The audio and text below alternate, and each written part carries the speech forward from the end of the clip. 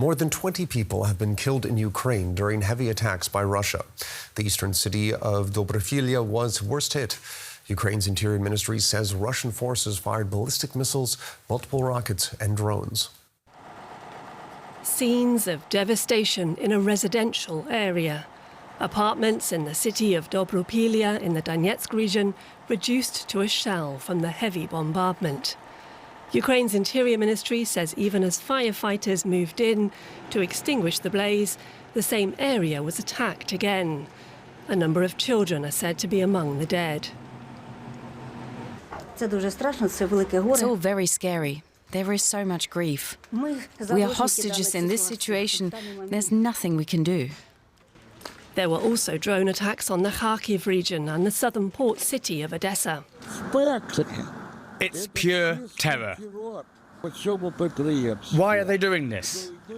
This is terrorism, intimidating the population. Critics say US President Donald Trump's public criticism of Ukraine and decision to suspend military aid to Kyiv has emboldened Russia.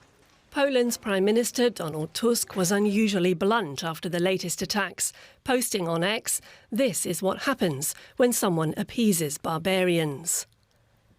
In the latest development, US aerospace company Maxar Technology says it has suspended Ukraine's access to satellite imagery, in line with the Trump administration's instructions, images Kyiv relied on for defence and strategic planning.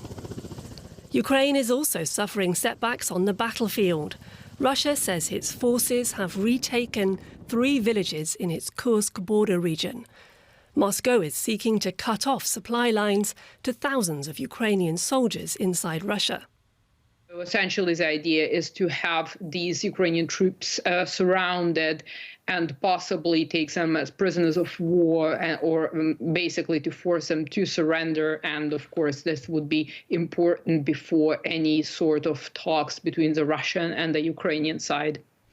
As residents in Donetsk salvage what they can, Ukraine's position is looking increasingly desperate. Kristine Berzina is a senior fellow and head of the geopolitics team at the German Marshall Fund and joins us now from Washington. So next week, U.S. officials are due to meet their Ukrainian counterparts for talks in Saudi Arabia, and we've seen some wild swings in U.S. policy since Trump took office, including cutting off support for Ukraine. So is this a make-or-break moment for peace talks? This is going to be a very important moment for peace talks. We have seen now this be the next step after a first round between Secretary Rubio and Witkoff, who's a key negotiator with the Russian side in February. Now this is the follow-up. And this is with the Ukrainian side, not with Zelensky himself, although he'll be in Saudi Arabia the day before, but between the Americans and Ukrainians in order to get more frameworks and meat on the bones about what is going to be discussed. Really, this is the next leap forward. A really important piece of this is going to be the critical minerals deal that the U.S. wants to sign with Ukraine, and Ukraine has said it would sign with the United States. And it's very important right now for Ukraine to move quickly on this because it is very constrained in its own military options. We saw in the segment just now the ongoing barrage of attacks on Ukraine, and Ukraine doesn't have visibility or the intelligence it has been relying on because the U.S. has cut this off, which means that the Ukrainians are in a far weaker position today than they would have been had the Americans not cut off all of this assistance. And frankly, the satellite intelligence is far more important than anything they were sending to the front lines. So this is a really crucial moment for Ukraine to prove that it is willing to negotiate, it is willing to come to the table, because that willingness, that signaling of being serious about peace is something that Trump is looking for. Even yesterday, he was talking about the importance of a commitment to peace talks.